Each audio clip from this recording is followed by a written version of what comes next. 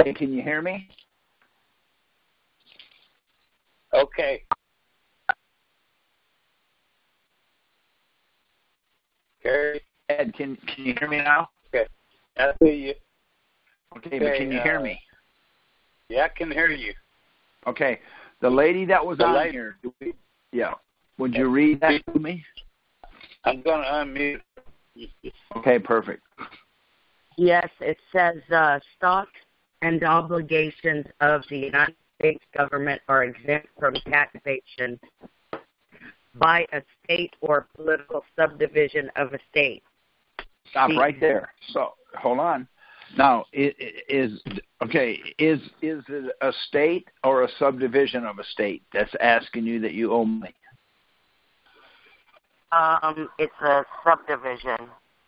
It doesn't matter, but it's one or the other, correct? Well, on the school, it's a subdivision. On the IRS, it's U.S. government. Okay, you see, okay, now you got, okay, so see what you're talking is you're saying, I got 3 apples, 3 oranges, and 3 grapefruits. You've got, see, your problem is you're crossing over from one to the other. You said you had a problem. You're going to the commissioner's court for toll roads and for property taxes or liens on your property. So no, I asked you, the commissioner's court is for toll roads, and then I have a federal case for school taxes, and then I have the Internal Revenue has just got some liens on me. Okay, so which one do you want to deal with first? They're all different. They're all different. Yes, I want to know on the liens, since they are the grantor and I'm the grantee, how do I keep... Okay, who's they? The IRS on 2 of them and the school on another. Okay, on the IRS, that's federal. On the school, that's state. So which one do you want to talk about? Let's talk about the IRS. Okay, have you gone to the tax court? Have I gone? No.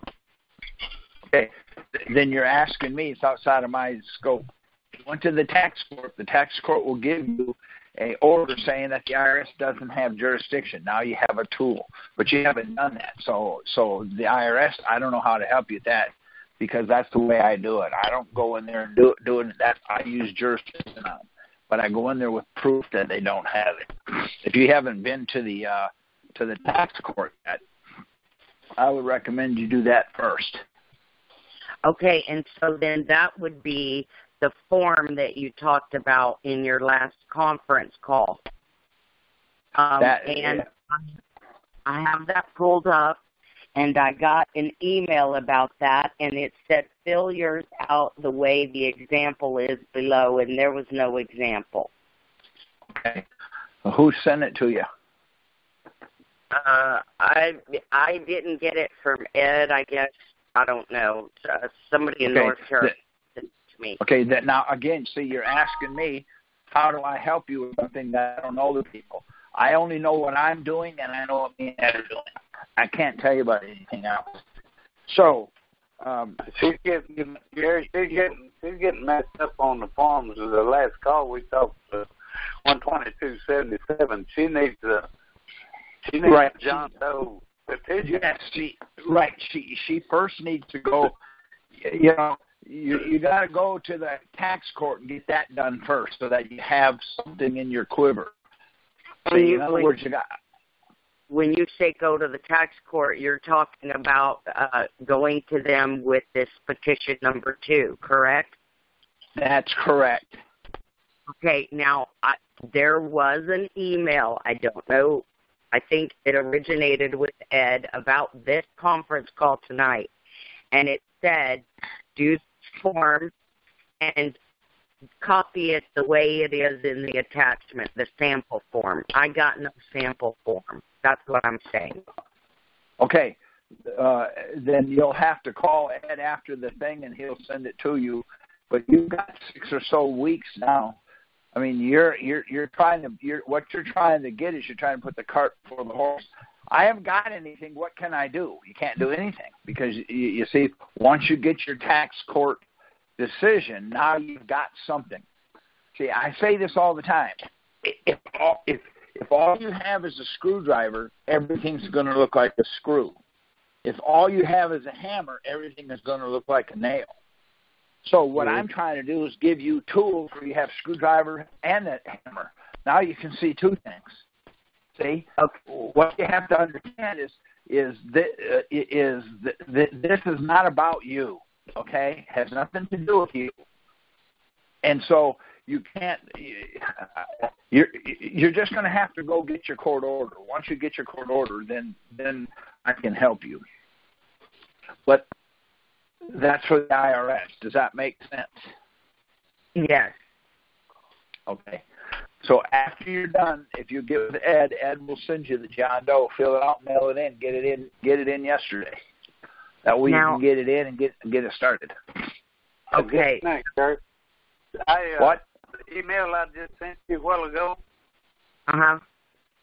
The John Doe petition example is an attachment. It's one of those files that's attached to that email I sent you. Okay, I'll look for that again. Okay. And get that mailed in.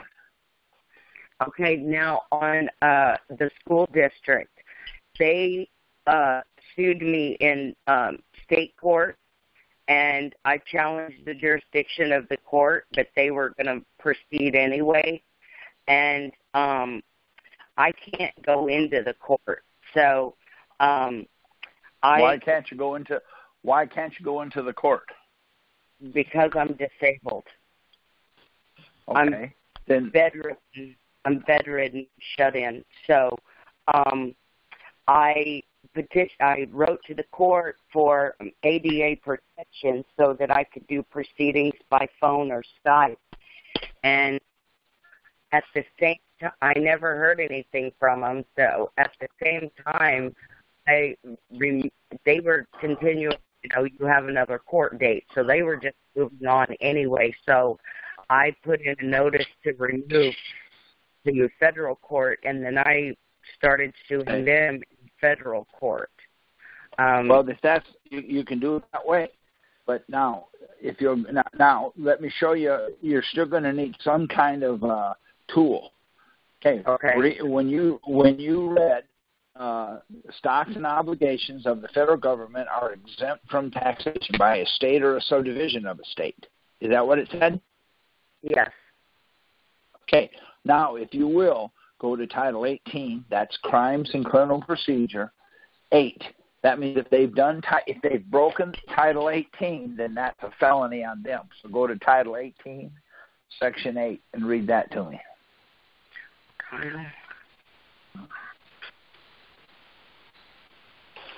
Okay. Get open here. Okay, the term obligation or other security of the United States includes all bonds, certificates of indebtedness, national bank currency, Federal Reserve notes, Federal Reserve bank notes, coupons, United States notes, Treasury notes, gold certificates, silver certificates, fractional notes, certificates of deposit, bills, checks, or drafts for money drawn on. Okay, now that's what you have. Did you recognize anything in there? What do you mean? Did I recognize it? Do you know what a Federal Reserve note is? Yes. Do you know what a check is? Yes. They cannot be used to pay the tax. There's your defense right there. Print that out so you can and kind of be familiar with it, because that is your defense. Okay. Okay.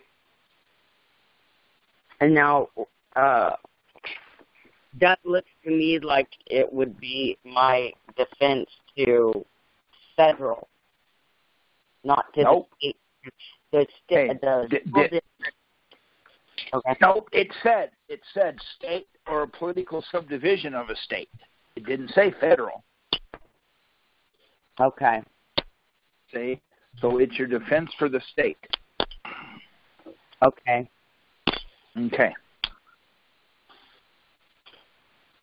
So in commissioner's court with the tolls? Again, in the commissioner's court with the tolls, what is a toll road when you pay it? What is that? Isn't that a tax? Yes. They can't use Federal Reserve notes, credit cards, checks, or other. None of that. They can't use any of that. So that's your defense. If it's in the state and they ask you to pay, you can't. There's no money. You can only discharge.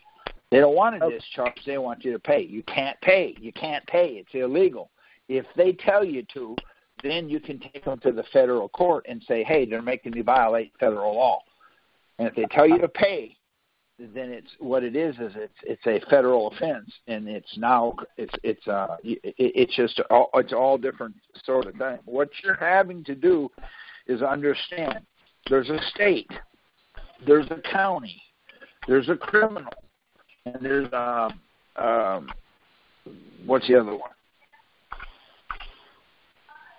Anyway, see, there's more than one side, and you have to understand. And when they switch back and forth, they just do it seamlessly because they understand it. We're trying to follow them. You can't do that. Did that help you at all? Yes. Now let me ask you last question. How do I collect on these liens? I can't do that until I go to the tax court. Our blog is texasrepublic.wordpress.com. Our website is thetexasrepublic.com. Our email address is oneyellowroseenterprises@gmail.com.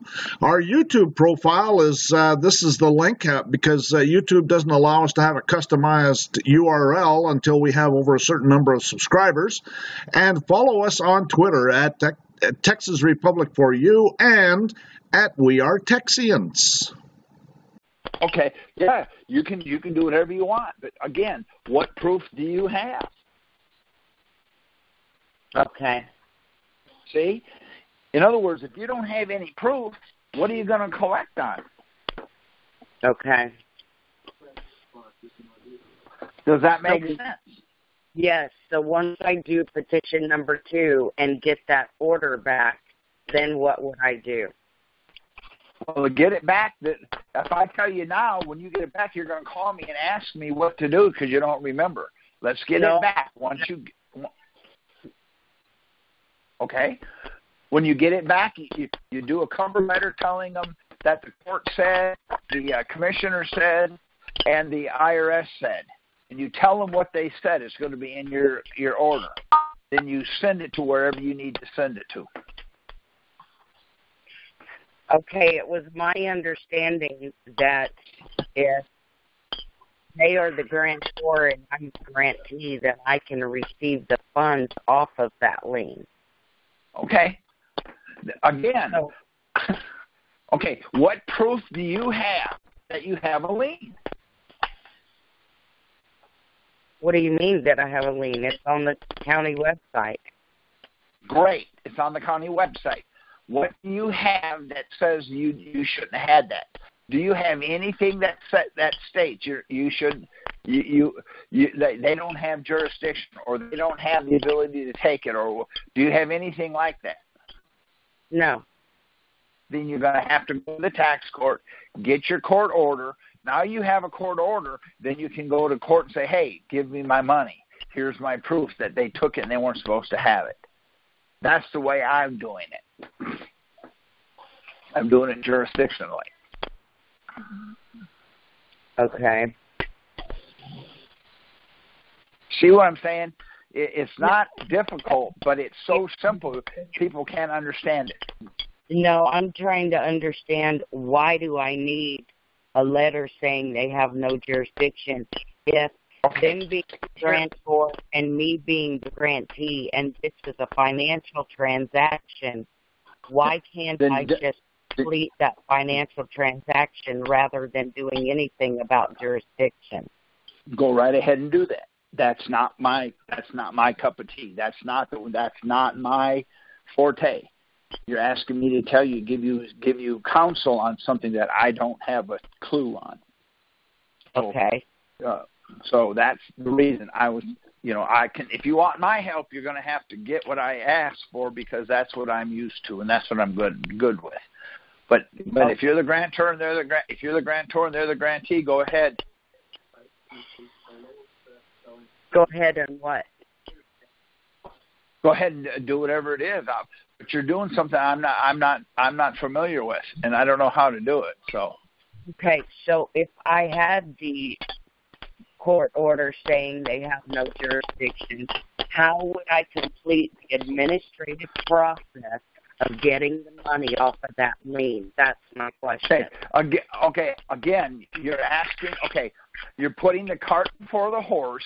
How does the horse push the cart straight when you're sitting in the cart and the horse is pushing it, and you're looking backwards? You're asking me a question.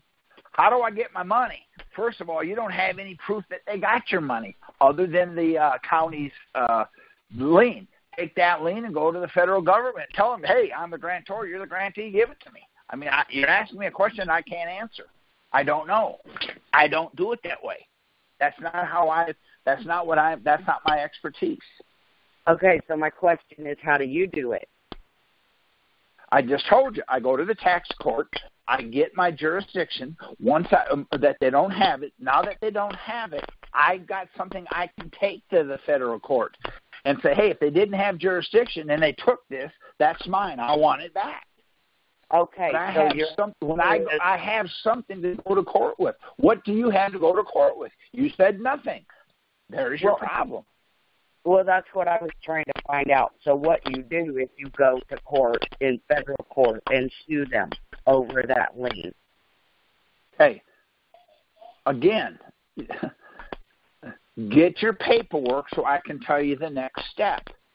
That way when I'm telling you, you won't say, well, I don't understand. Can you explain it more? I can't explain it if you don't have it.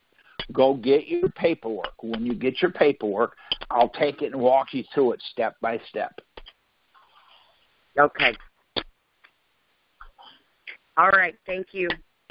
Oh, no problem. Thank you for calling.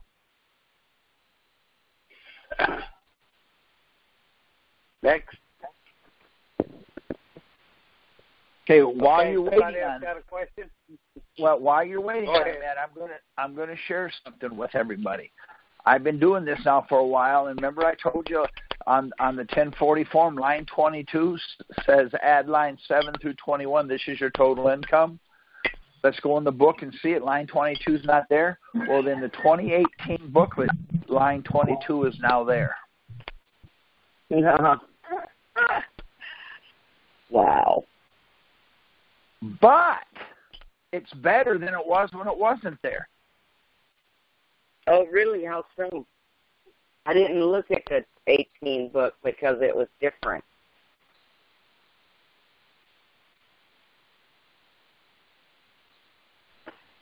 You'll have to go online and download it and then read it and look at it. Read line 22 of the 2018 booklet. Somebody's got a lot of popping noise in the background. Could you mute yourself, please? I'm going to mute it. That's the lady that was just on here.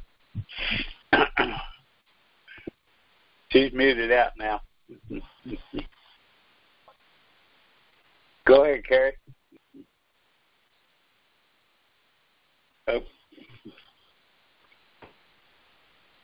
Carrie? Yeah? Go ahead. Okay. On the 2018 1040 booklet, line 22 says, this is your total tax. On the 1040, it says this is your total income. Okay. Mm-hmm. Okay. So they're trying to catch. Okay, they're trying to keep up to us, and we've had several people this week get liens released. I had a guy call me today. He's in a state We sent in the form that I sent him, my 1020 form, and he sent it to them. They actually answered it, telling him that he was liable for every tax that the IRS said he was liable for. It's the greatest thing I've ever seen. Now we're going to go in there and tell them that if they don't have jurisdiction, how did they? So now we've got some dialogue with them. So we're working on some things that will help you in the state, in your state also, for those that have state income taxes. Does anybody have any questions on what we're doing? Yeah, what is this Form 12277? What is that? It's the IRS form, and it's a form that tells them that you're asking to have the lien and or levies released. Okay. And you send that to them, and when you do, they will answer you, and they'll tell you they won't do it, and here's why we won't do it. But you got some dialogue with them. So then send another one making those changes. What's happening is they don't know what to do, because what's happening is what they're doing is they're the Antichrist, okay? If it's an IRS agent and they're going to hear this, then I want them to understand it. What they're doing is wrong. They're stealing people's retirements and they're taking people's homes and stuff, and they're doing it outside of their scope. They don't have the ability to do that, but yet they're doing it anyways. So the reason we're having these calls are to show you, to give you tools when they knock at the door. If you have to go to a summons, you can go to the summons and ask intelligent questions that they cannot and will not answer. And the reason they won't answer them is because if they do, then they have to give your stuff back. And instead of going there and saying that, I'm a non-resident alien, I'm a non-taxpayer, when you tell them that, they're just going to mow over you because they don't have jurisdiction. They don't have jurisdiction over a non-taxpayer anyway, so they're not going to listen to you. So what we're trying to do is we're trying to give you some tools that when you go to the IRS, you're telling them, here's what you said. And when the IRS's own attorney says, we didn't give you a notice of deficiency or notice of determination, and it's required, that tells you something. They're outside of their scope. They're doing what they can't do, but they're doing it. And so then what we're doing is we're coming up with ways to go what court, what building, where to send it, who to send it to, and we are still getting things released. I have a question. Okay, I'll do my best. It doesn't mean I have an answer, but I'll do my best. Okay, my question is, what if you did receive a letter of deficiency? Okay, now I'm going to answer it this way. Would $10,000 help you right now? Yes. I'm going to send you a check tomorrow for $10,000, but I will not sign the check. What did you get? Nothing. Yes, you did. You got a check. I sent it. I know. It's on my account. It's got a good count number on it. It's a good check, but I didn't sign it. What did you get? If there's no signature, it's no good. I didn't say that. See, that's what you got. You got a notice of deficiency that is improperly signed. It has to be signed a certain way under a certain condition, and they're never done that way. I've never seen one. I've been doing this since 2008, this particular process. I've never seen one notice of deficiency or notice of determination signed properly. So what are the odds you have one signed properly? So what you have is an invalid notice of deficiency or notice of determination, okay? Okay. Now, are you in front of a computer? No. Okay. Do you have a pencil or a pen with you? Yes, I do. Write down Title 26, 6065, and then look that up when you get a chance. And that tells you how they have to be signed. Okay, who has Title to sign them? Title 20.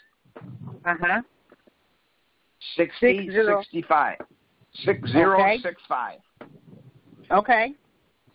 After you look at that, then you'll realize you have a check that doesn't have a signature on it. So what is it? It's an invalid check. It is a check. Don't get me wrong. It is a check. But if I don't sign the check, it's no good to you, right? Right. Okay. So if you have a notice of deficiency and a notice of determination, and it isn't signed, what is it? No good. There you go. Mm-hmm. See?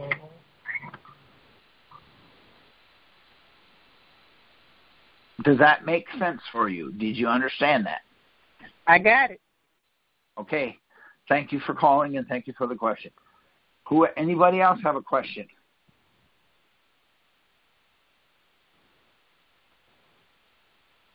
All right. By your silence, then, we're going to go ahead and get off early.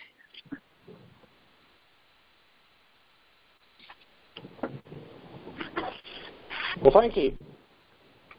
You're more than welcome. Do you have a question? No, I've been listening to these for quite a while. I'm along in the process working on my final letter. Well, good for you.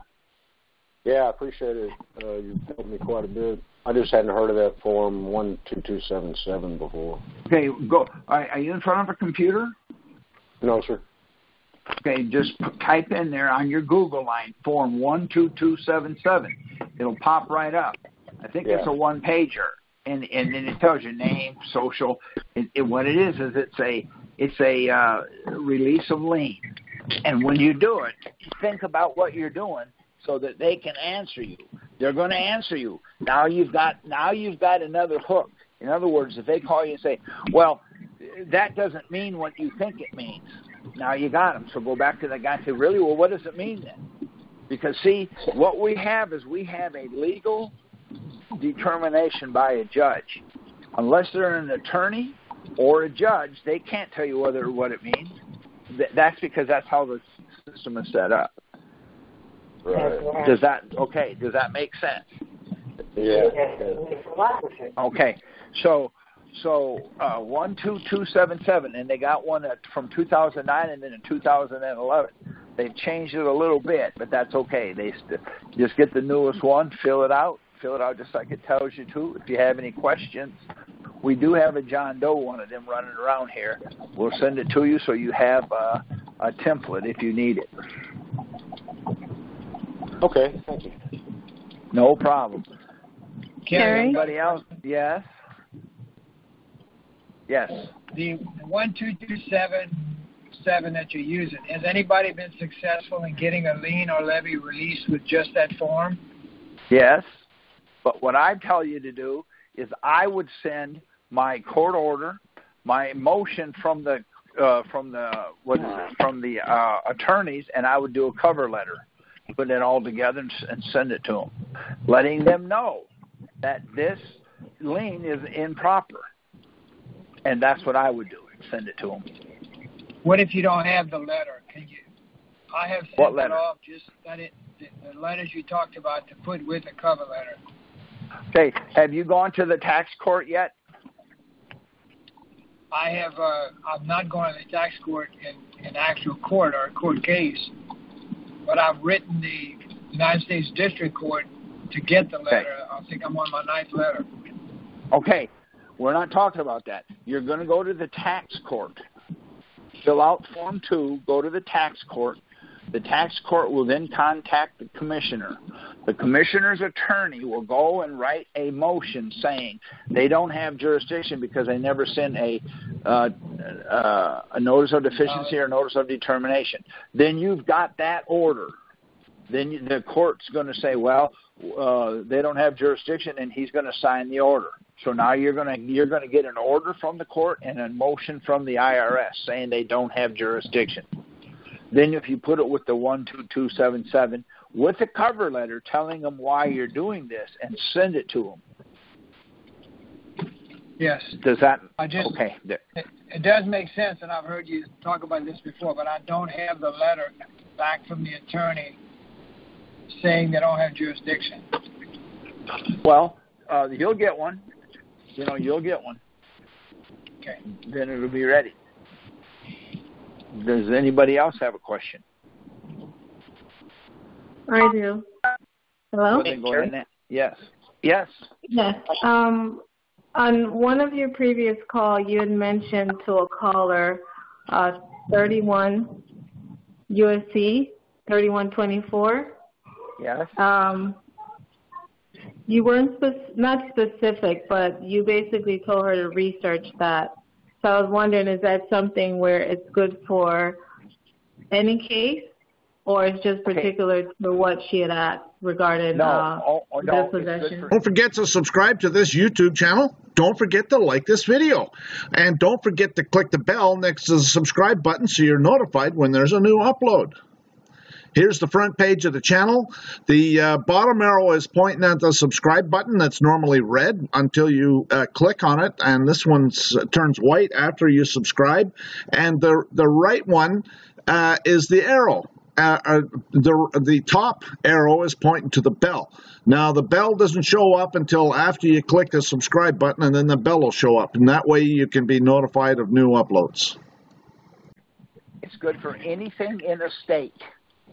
Because what it says is that the state cannot charge any tax of any kind using Federal Reserve notes. So the question is, when you go to if you go to Home Depot and buy a piece of 2x4 for $10, do they charge sales tax on that? They do. You can stop that. If you go to what state are you from? Florida. Okay, put in florida.gov and put in exemption forms. It'll pop up. I know. I've seen it. I've helped a guy get his. And you can go on there and fill it out and send it to everybody. Get it to Walmart. Give it to Home Depot. Go to the grocery store. Go to the Bed Bath & Beyond. It doesn't matter. Go take it to your tire store. Whatever you need. They will not charge sales tax because they're using Federal Reserve notes. That's just another way for them to skim it from us. Figure this: if you make $40,000, go ahead. If you're making $40,000 a year, you're going to spend at least probably 35 of it on taxable issues. In Texas, it's 8.25, 8 times 2, so that's $2,500 every year that you're going to be able to put back in your pocket. Okay, so for something like that, if you're in a court case with a clerk, you would just try and you would send that same form out to the clerk of court? Clerk of court is going to ask you for property tax. Property tax, what I've done is I came up with my own form. And what it does is it takes it and puts it in their hands. I just make out a form and I ask them, will you take one of the following for tax? Or they'll send you a thing in the mail and it'll say land, $5,000, improvements, $25,000. So now you got to pay tax on $30,000. $30,000 what? What does that represent? Well, it represents Federal Reserve notes. It doesn't matter. Federal Reserve notes are untaxable because of Title 31, 3124. And Title 18, Section 8 defines it that way. So what you're doing is you got to understand that. But yes, if it has to do with the state, if you have a cell phone, you can send that form in and take the sales tax off. They cannot take it. If you get electric, your cable bill, all of that, we send it in and take that off and send that with it, and they just stop taxing it because the states are taking advantage of us because they can't if they want to raise money, they just raise your property tax, or if they want to raise money, they just up your state income taxes. See, that's to protect us. Our forefathers knew that they would do this. That's to protect us. Does that make sense? Yes. Hey, I didn't know that. Okay. So Anybody for something, else? I'm sorry, one last question. So for something like that, if they had like they're trying to sell your property or rid of possession, if they're trying to get that done, just send the clerk and or the judge those notices?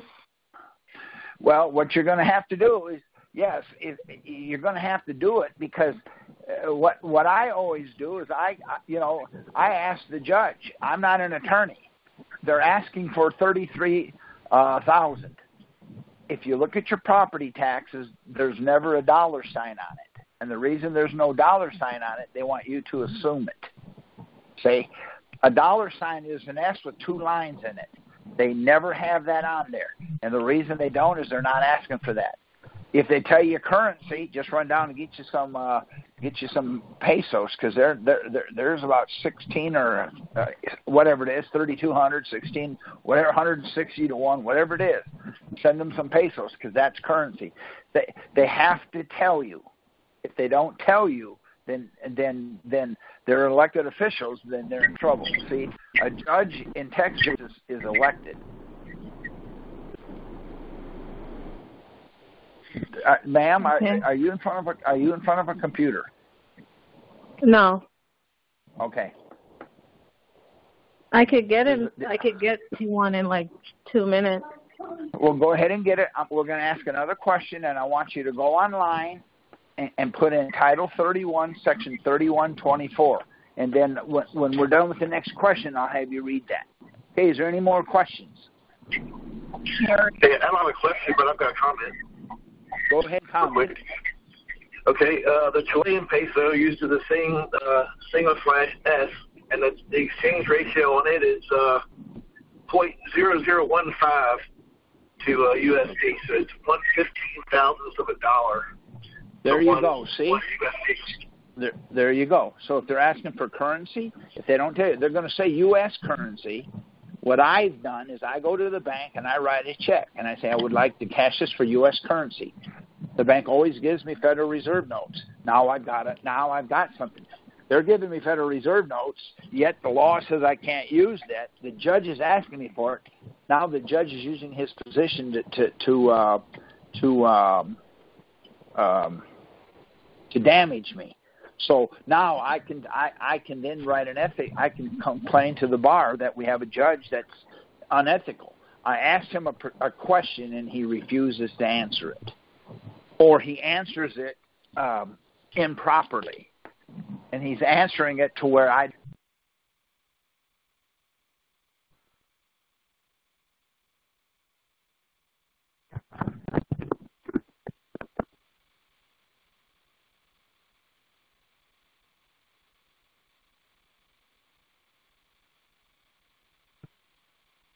Hello?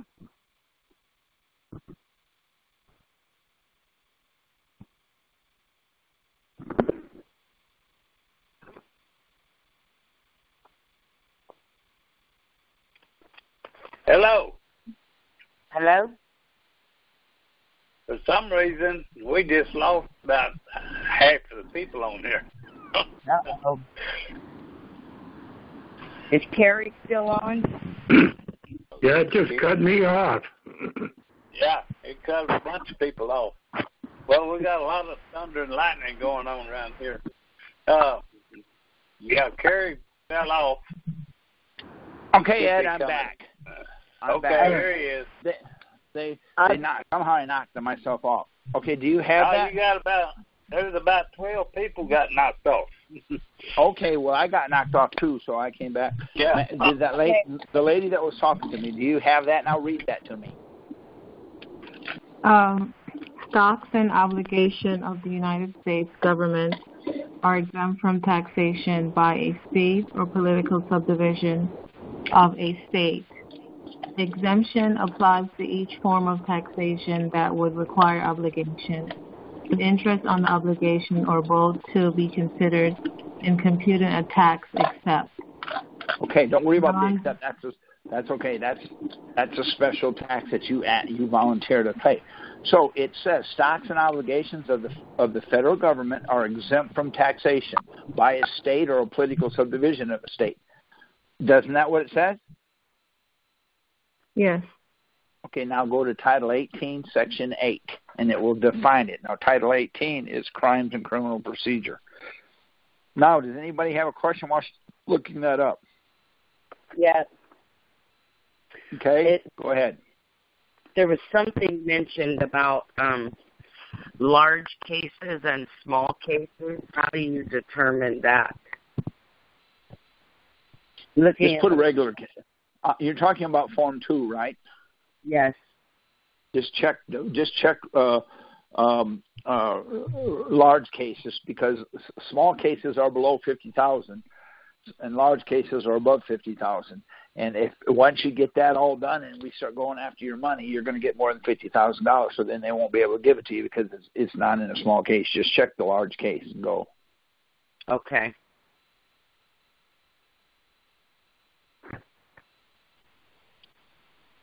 Hey, ma'am, have you looked that up? Yes. Yes. Hey, it says the term obligation or other security of the United States include all bonds, certificates of indebtedness, national bank currency, Federal Reserve notes, Federal Reserve bank notes, coupons, United States notes, Treasury notes, gold certificates, silver certificates, fractional notes, certificate of deposit, bills, checks, or draft for money drawn by or upon authorized officers of the United States, stamps, and other representatives. That's fine. Now, any of those cannot be taxed. Now, do you know how I know it's still in place? If you go to a post office and you buy a stamp, it's 50 cents. How much do you pay for it? 50 cents. 50 cents. Why don't you pay 50 cents plus tax?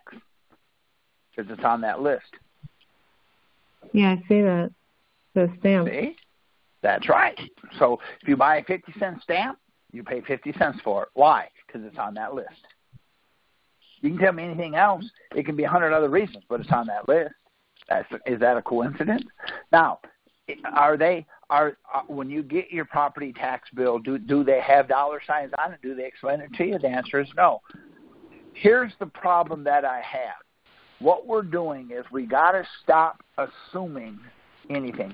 The lady that read me that, are you still here? Yes. Okay, can I ask you a quick question? Sure. Are you married? Yes. Okay. Now, the question is, are you married to a male or a female? I'm married to a man. See? What you did is you defined it. Perfect. That's the exact thing. But see, yet when they say to you, you owe us money. Okay. Do you know what money is?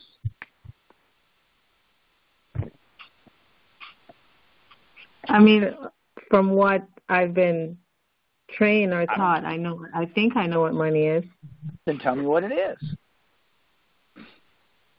It could be coins, FRNs.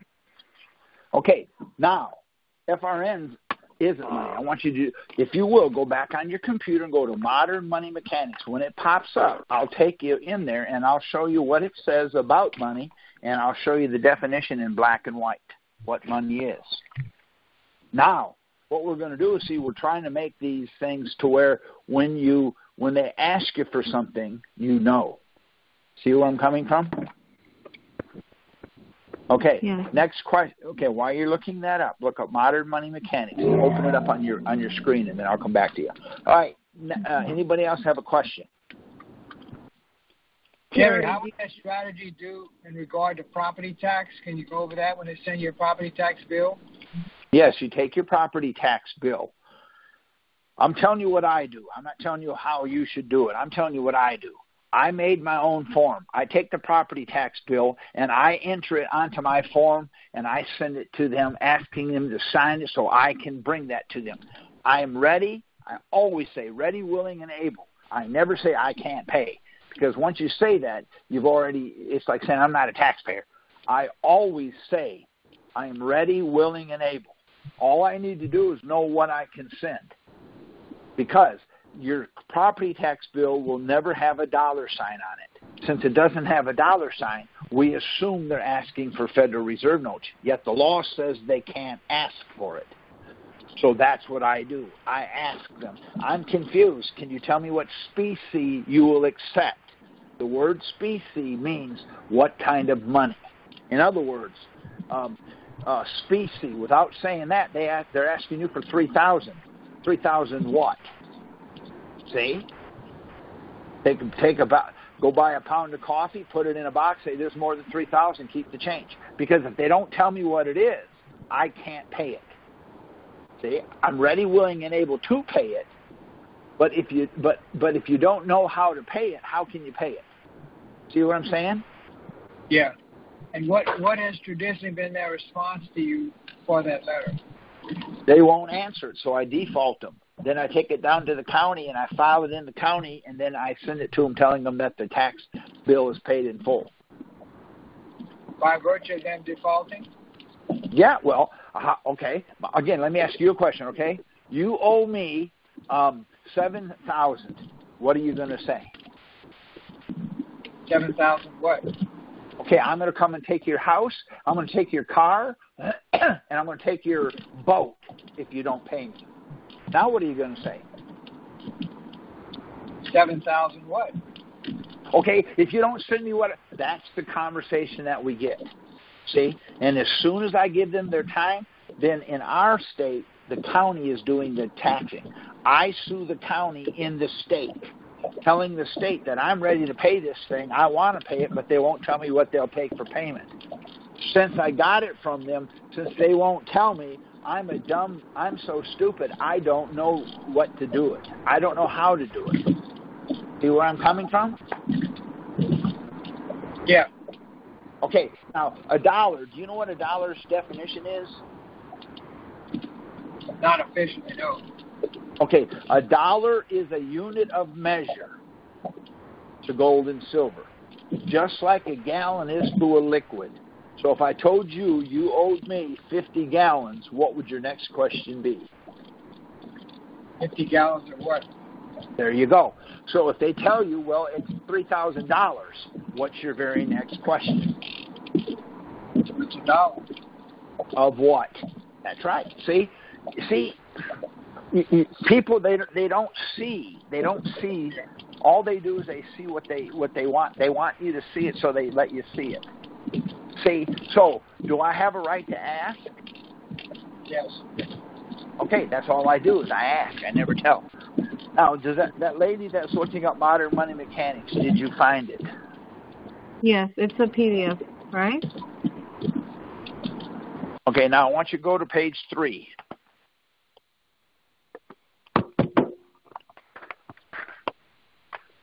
Okay, I'm there.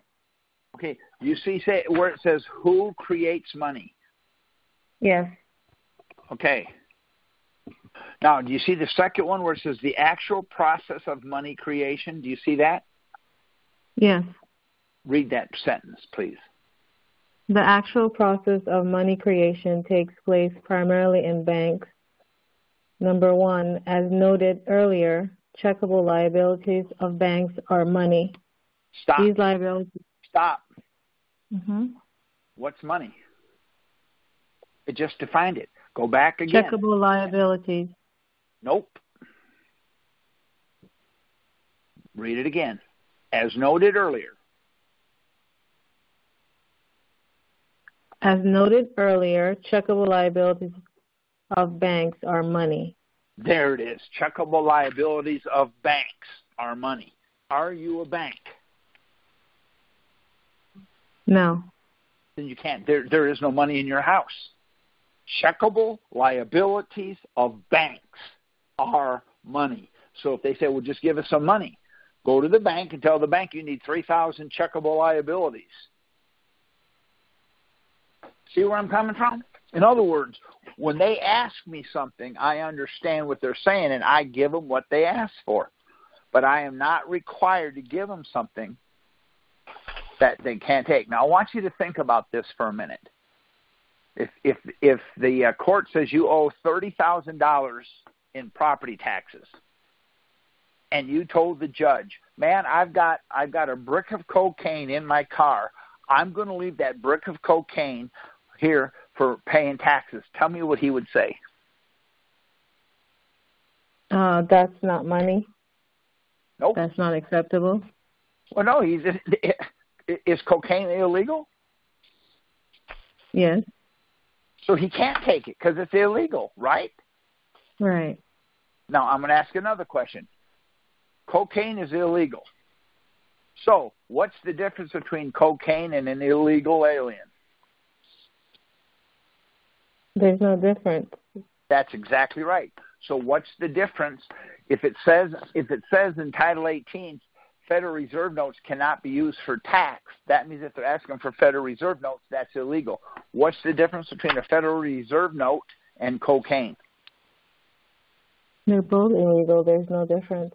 There you go. See, what we're trying to do is we're trying to set it up so that you understand it well enough so you could ask the judge, well, Judge, I've got cocaine in my car. Can I bring it in here? He's going to spit all over himself. He's going to send the marshals out there to look in your car. Yeah, we can't take that. See? Okay, so you can take an illegal substance. No, we can't. Good. Then what will you take? What species will you take? See, species in a Black's Law dictionary means metallic money. So what species will they take? I don't know because they haven't told me. That's why I ask every time. Now, I want to ask you a question if I can. I want you to think about this before you answer it. I'm going to spell the word and you tell me what it means. You don't have to tell me what the word is, but tell me what it means. What does SHIT? What does that mean?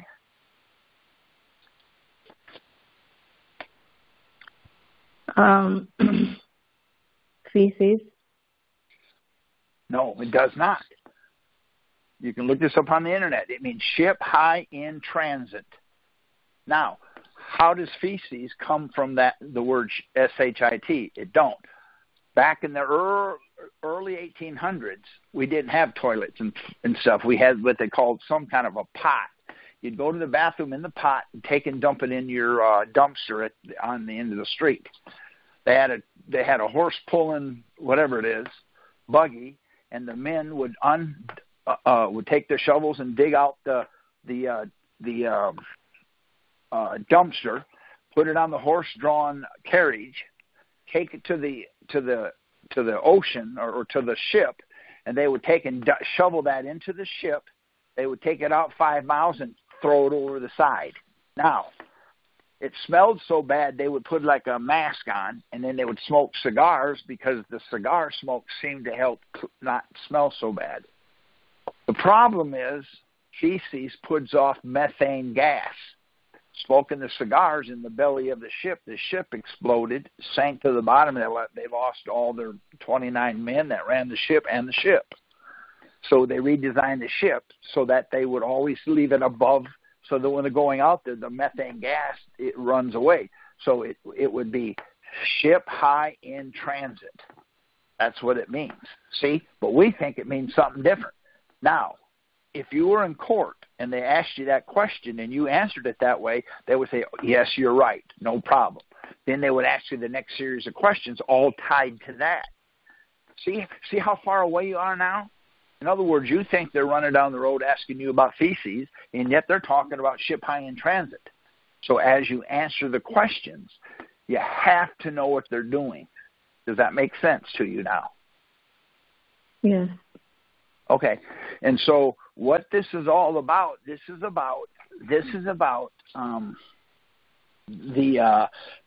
a word game. See? Now, ma'am, I'm asking, do you mind if I ask you something else? No. Go ahead. All right. Are you married? Yes. Okay. You're not going to believe this. I went to a garage sale, and in the garage sale, I found your marriage license. Now, who are you married to? I own your marriage license because I bought it. Who are you married to? Well, I'm not married to you because you found because you bought them. That's exactly right.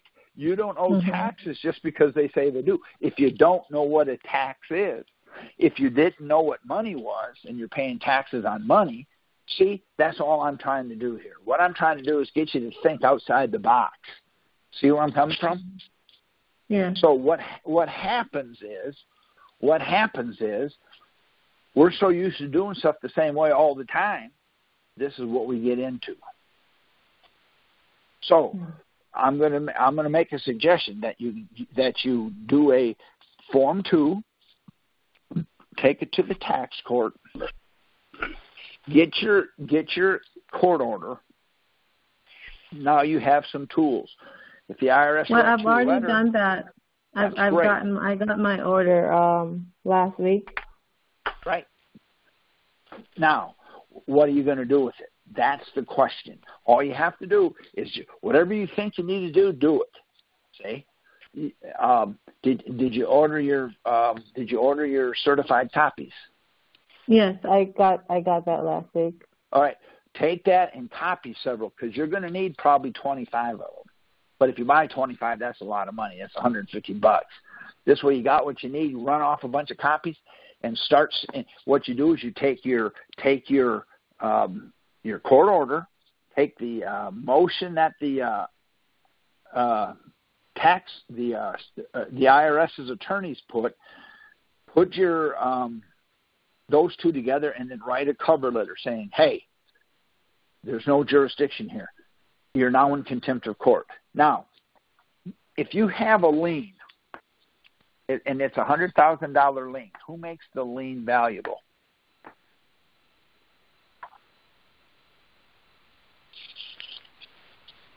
Who makes the lien valuable? In other words, you have a $100,000 lien in the county. Who makes the $100,000 valuable? You do. I would think myself. That's correct. See, they've monetized it. Who makes a notice of lien valuable? The court or IRS? Nobody, because it's a notice. See, it's a notice. But what they're doing is they're calling the Federal Reserve saying, "Hey, we got a lien. We want $100,000. They monetize it. Now the problem they have is they've monetized a counterfeit security. Now, do you know what a counterfeit security is? What is it? Okay, I have 10 shares of General Motors stock. I sell 20 of them.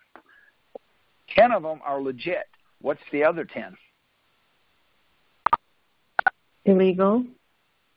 That's right. They're counterfeit. They're illegal. That's right. That's what they're doing. So so we have to start hitting them that way.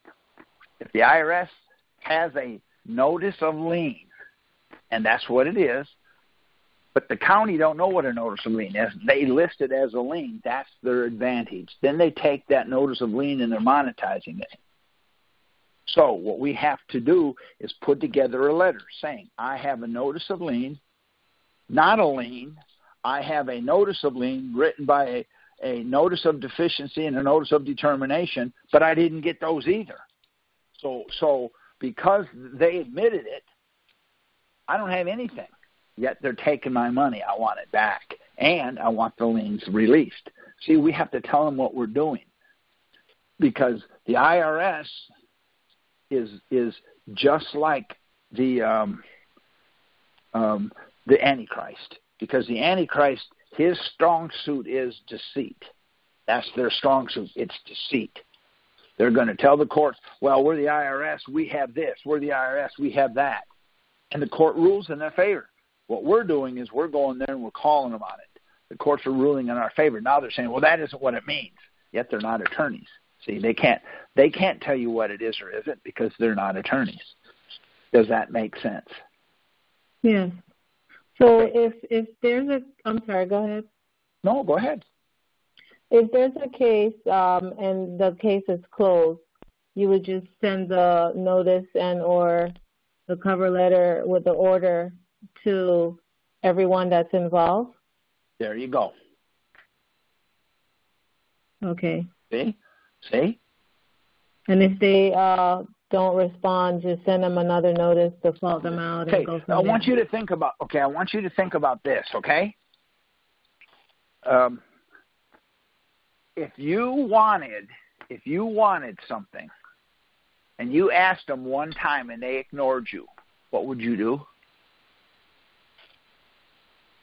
Regarding the taxes, I would report them. No, it doesn't matter about taxes. You want a new car. So you ask them, "Can you sell me a new car?" and they ignore you. What would you do then? I would probably ask them one more time or go to someone else. They still ignored you. What would you do? See, you're limiting yourself. You know what I would do? I want, until they were so ticked off, they would give it to me to shut me up. You got to do the same thing with them. You write a letter to the IRS and you send it to them. They ignore you. So what do? You write another one. Then what? Another one. See? Now you've got proof. If you have to go to court, if you have to defend yourself, you're going to bring in 500 pages, lay it on the judge's desk. Say, I've been working on this for. Look how many letters I've written them. They still haven't answered me. So why am I here? See where I'm coming from? Yeah. Now. Check out our other videos and playlists. Republic of Texas RT documentary. Texas and other American states is under a military occupation. The Republic of Texas Forum of 2016. And describe the kind of people who would thrive in independent Texas. And so check them out. If you have, do you know the difference between a CID agent and a or an enforcement agent and an what is it? Administrative agent? Do you know the difference? No. Okay, the enforcement agent gets its jurisdiction from Title 27. See? Now, if somebody will look up Title 26, 7608 for me, if you will look that up, then I'm going to have you read it and show you what I'm talking about. And we can use this if they come after you, or if they won't release the lien. See, it's always the CID that does it. That's why they do SFRs, because a CID can do an SFR on a alcohol, tobacco, and firearms client. Okay, did you find that? You said Title 26, right? Yes, that's the income tax. That's Title 26, Section 7608. Okay, I found it. Now, would you read it, please? It says enforcement of Subtitle E and other law. Stop right there. That's okay. So enforcement, that's the CID agent. That's the E. There's two agents, an A and an E. So go ahead and read it. Subtitle E and other law pertaining to liquor, tobacco, and firearms. Any investigator. Right, that's okay. Don't worry about it. It goes into all this other stuff. But an E enforcement comes directly out of alcohol, tobacco, and firearms. See the problem? See, you're being hassled. They got a lien on you because you didn't file the 1040 form or you didn't pay the tax. The problem is the only tax that they have jurisdiction on is alcohol, tobacco, and firearms. So what they're trying to do is they're trying to, beat their chest and all that. So if you have to go see a summons, take that with you. Ask them, are you an A or an E? If they're an A, you say, well, then you ain't got nothing to say to me. If they say they're an E, hand that to them, because they're only got jurisdiction on alcohol, tobacco, and firearms. They know that, but they know you don't know that, so they're going to frighten you into giving them whatever they want. See where I'm coming from? Yeah. So what is the subtitle A? That's administrative. In the Title 26, from 0000 to 6999, that's subtitle A. But if you owe money, if you owe taxes, it's always 7213 or something like that. That's under the E. That means that comes out of Title 27. And the reason they do it that way, because, see, our tax system is built on a voluntary compliance. See? So how do they force you to do something voluntary? See? Does that make sense? Yes. Okay. So how do they force you to do something that's voluntary? Well, because they define voluntary as it is voluntary, but we give you the chance to do it voluntarily, and then if you don't, we bring the gun. Well, then it's no longer voluntary. See?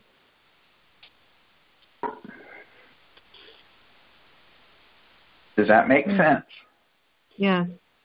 Okay, but the first thing I would do, what I did do, is I went to the tax court and I got my order. Once I got my order that they didn't have jurisdiction, I started attacking the IRS as much as I could. If you get a letter in the mail, stick your court order in there and mail it back. Just get a copy of the certified, because it has a wedding signature on it. So if they don't have the ability to do it, how can they do it? Because we don't know any better. And see, now,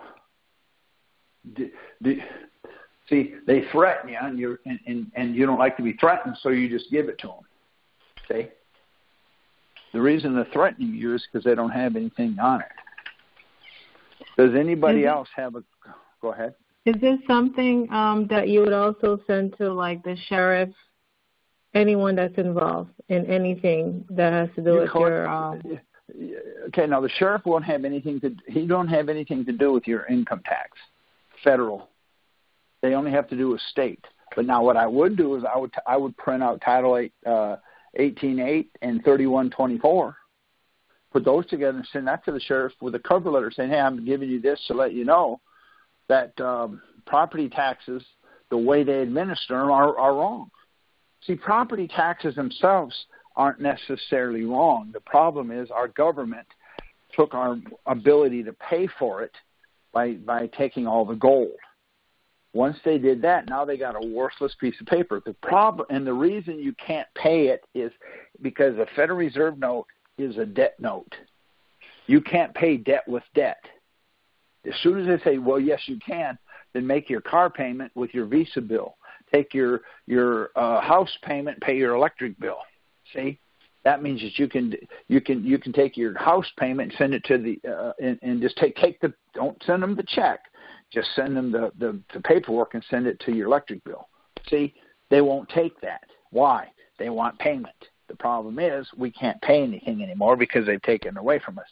So they've had to make all these queer rules and regulations so that they could still function. It looks like money, but it isn't. See where I'm coming from? Yes. Now, do you know what income is? I know on your previous call you mentioned what it is. It's not what we think it is. Okay, see, because you didn't think what it was, you didn't know what it was. They said they're going to say, well, it's profit and gain. Okay, I had some of that, but then pay tax on it. Well, how can you pay tax on profit and gain when that's not income? See where I'm coming from? Mm-hmm. Okay, do you have a Black's Law dictionary? I have it on my computer. Well, they can change that. Just the next time you're out, if you go to a half-price bookstore, go in there and ask them, get a Bovier's or get a Black's Law, and have it that way you can look up words. Because I'm finding the one that's on your computer, I looked up a word the other day and it wasn't in mine, but it was in my handwritten one. See? And so that way you've always got something to take with you. But we have to start getting our arms around, what do you call it? Oh man, words. It's the words. If they change the meaning of words, just like I said, what does shit? You said feces. It's not even close. See, if you think it's one thing and they're going to push you that direction. Now you got a problem. You see where I'm coming from? Yeah. And so you're answering the question because you think it's one thing and it's not. They're asking you a question because they know what it is. So what I do on them is when they ask me a question, I answer it. I answer every question they want, but I'm stupid. I don't know what the word means, so I make them define it. Then when they define it, now, if they define it improperly, see, then I can say, well, here's what it says here, and here's what you say it is. See, you're saying it's one thing, and the law says it's something else. So I am confused. See, does that make any sense to you? Yeah. Okay. Does anybody else have any questions? Let's see what time it is. Sure, Terry. Thank you go for right asking. ahead. Thank you, Terry. Thank you. When we started this years ago, everything was House Joint Resolution 192. It never stopped because that was our remedy for them taking the gold. Then we heard it was appealed. It was appealed, by the way. Yeah, that's what I hear. And so how does this all, what took its place? It doesn't matter. Okay. It's been repealed, but here's the problem. Do you know what the policy is still in place? Do you know what that means? For public policy? Actually, yes, I do understand public policy because when they file a federal notice of federal lien, it becomes public policy, and they go after you because of it became valuable because of public policy. Okay, if you take a Federal Reserve note to the grocery store, can you buy a gallon of milk? Absolutely. Then public policy is still in place. So HJR 192, it spells it out for you. But public policy is still in place. So that's why Title 31, 3124 is still in place. That's why the IRS is still voluntary. In other words, HJR 192 may have been repealed, but the policy hasn't. If they repealed HJR 192, then we would not normal. We would be on gold. We would be on gold and silver. That's the only other thing. See, and so as long as you can use Federal Reserve notes, the public policy is in place, and you can quote it. They're going to say, "Well, that's been repealed." Yes, sir, it has, but the policy hasn't. See? Okay, thank you for that. Actually, I actually wanted to ask you, but since you brought that up about the money, it was a nice nexus. But, talking about the court orders, okay, mine is 6 pages long, everything's 6 pages long. It's very involved, but it seems like the order of dismissal for lack of jurisdiction is the only thing I care about. It doesn't matter if they agreed with whose language, my language or their language. All I care about is looking at is order of dismissal for lack of jurisdiction. Anything beyond that for the next 4 pages is just kind of noise, right? Is that what you're saying? All the court cases, very involved order. Okay, here's my question. I would go through it and see there might be some stuff in there that the reason it is they may be telling you, go see the Treasury and get your money back. I don't know what it says, but here's my question to you. If the court does not have jurisdiction and it tells you to go to jail, how can they tell you to go to jail if they don't have jurisdiction? Sure. If the IRS doesn't have jurisdiction, how can they ask you to file a tax return? See? Now, if you want to, I'll show you something that it's bizarre as it can be. Are you in front of a computer? Yes, I am, sir. Okay. Would you download a 1040 booklet or instructions? A 1040 instructions. I'm going to have you read it in black and white, what it says, and then you tell me what you have to do. They're telling you what you have to do. Right. Okay. Well, I think we've done this on other calls where it says on the 1040 booklet back there, it basically says, page 99, I think it is?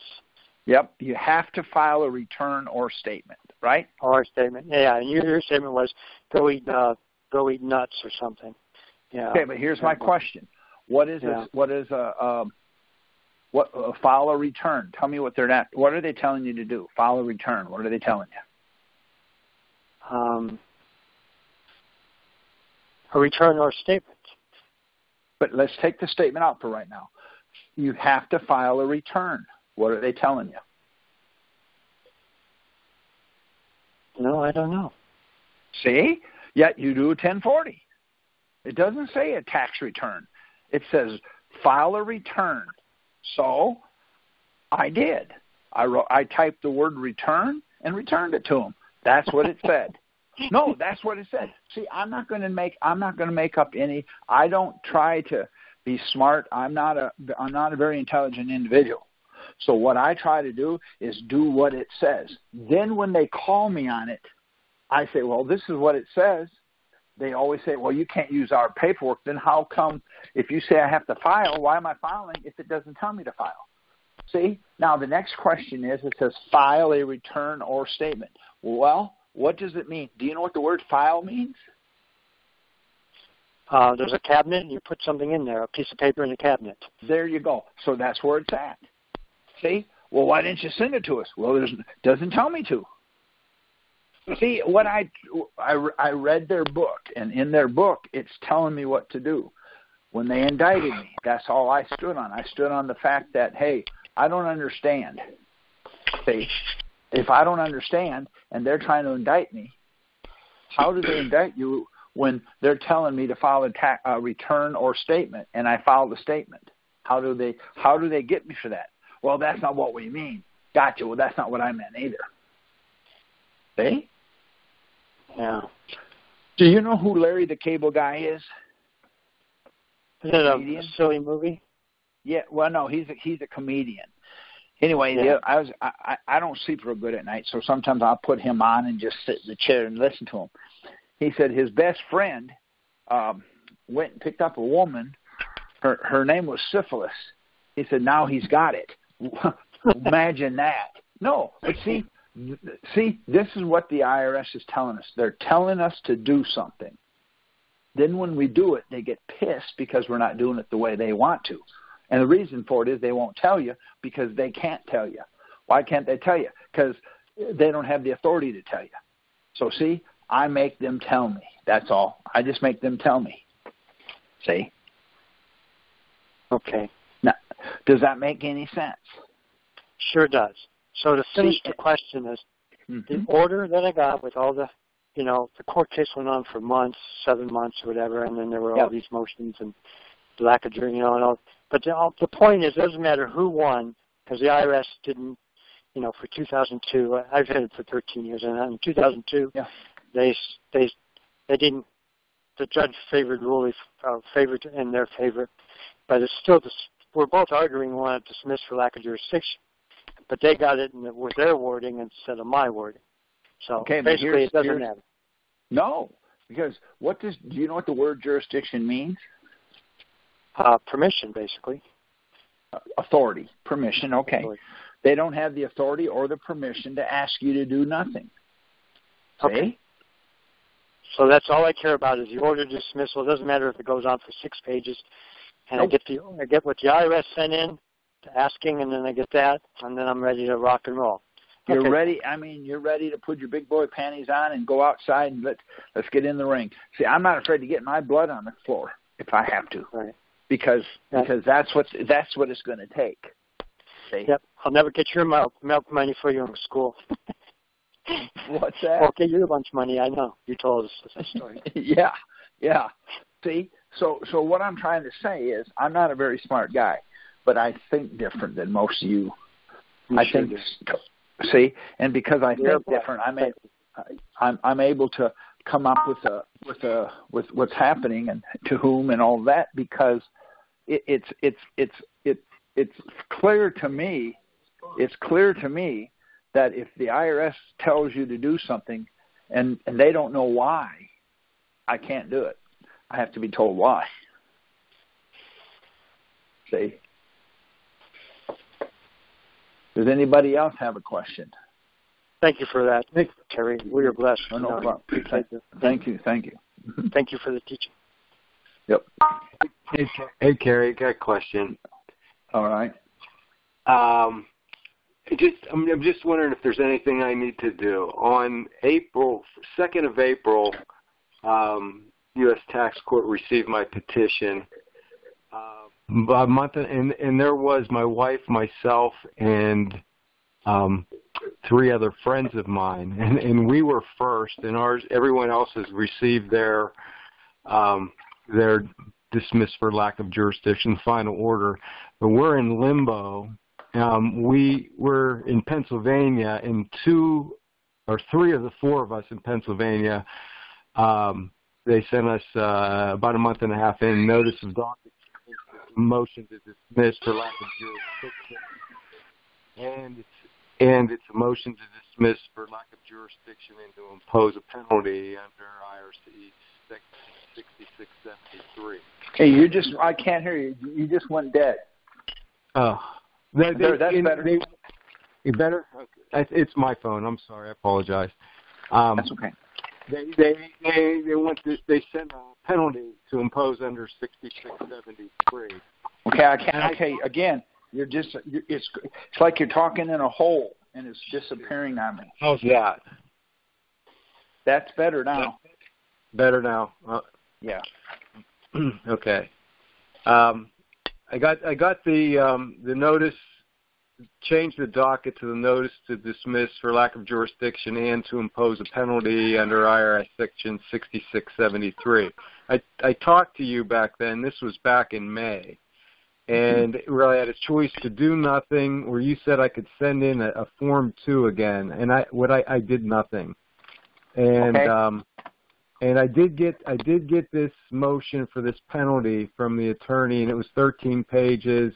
And it was funny because they kept saying, or she kept saying that we don't have jurisdiction over you. We don't have jurisdiction over you, but we're going to fine you. And I just laughed. And nothing's happened since.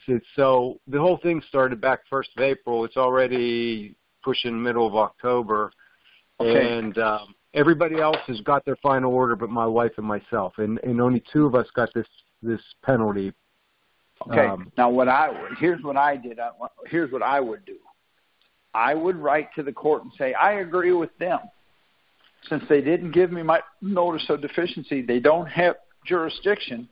Everything that they did was frivolous. Please sign the order to give me the $2,500 or whatever the penalty is.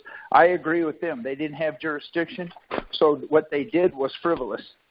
So give me under 2063.73 or what 63.23, whatever the thing is. I agree.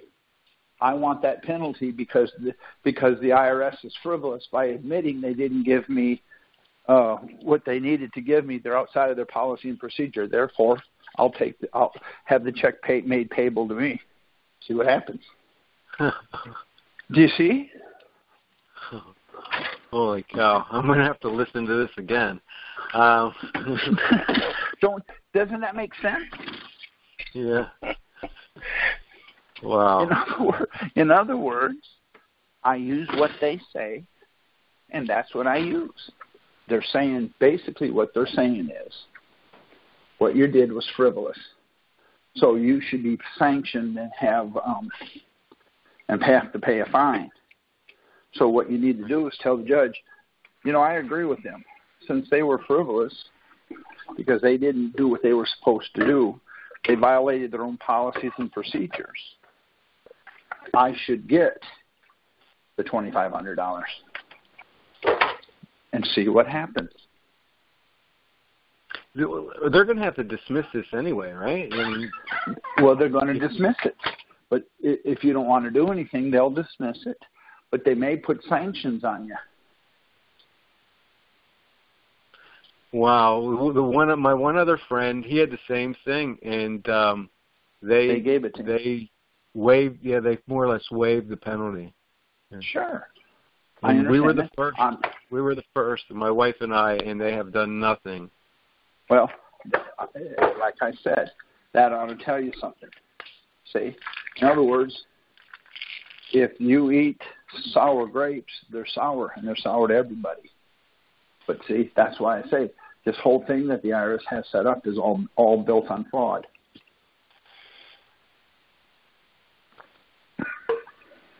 So I could get a sanction? You could, but you're not an attorney, so it won't really matter. But I would I would write them back and say, I agree.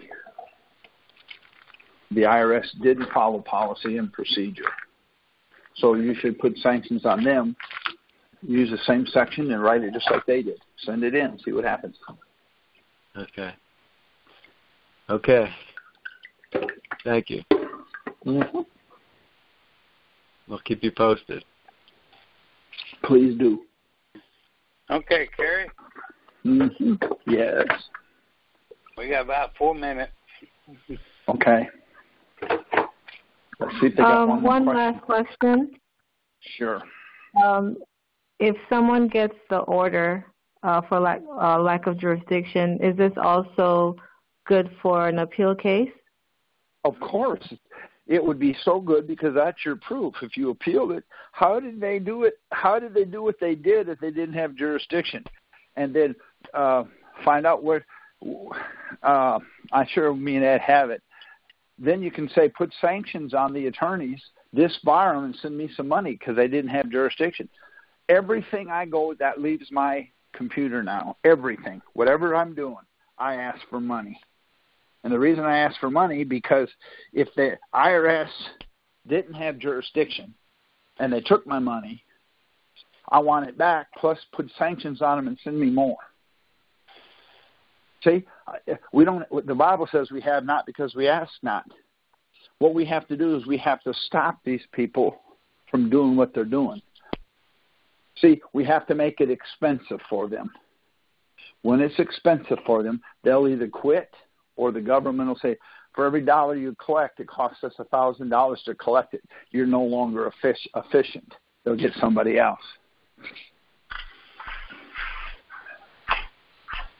Thank you. You bet. Thank you. Does anybody having any luck getting the letters back from the district court, United States District Court? I did. I got it back. And it didn't tell me that they didn't have jurisdiction, but it told me what they had jurisdiction on, and the IRS was not listed. Okay. So, because I've sent several letters. Okay. Ed, do you have that I sent you or not? Yeah. Tell them. Okay. Send me an email and send it to you. There you go. Email Ed, and he'll just email it to you. But what it says is jurisdiction. We have jurisdiction on the following, or something like that. And it lists everything they have jurisdiction on. Gotcha. So I see. So you can use that. Put that in your letter and say, I assume since it's not listed, you don't have it. If you don't answer me, then you don't have it. But you know, we're getting what we need. We just need to think. Get outside the box. Stop thinking the way you've always been thinking. Think differently. Does that make sense? Gotcha. Yep. See, and when you do that, it messes them up too. They don't know. They don't know what's coming and what's coming next. They don't know anything. All right. I'll look at that. Thank you. Thanks. Mm-hmm. Okay. One last question. Anybody want to ask it? Murray, can you tell me how, when you file your petition number 2, how long that takes to get a ruling, an order on? I can't because it's changed. It used to take 3 weeks. Now it's taken up to 3 or 4 months. Okay. So that is that. I don't have anything to do with that. That's not on my side.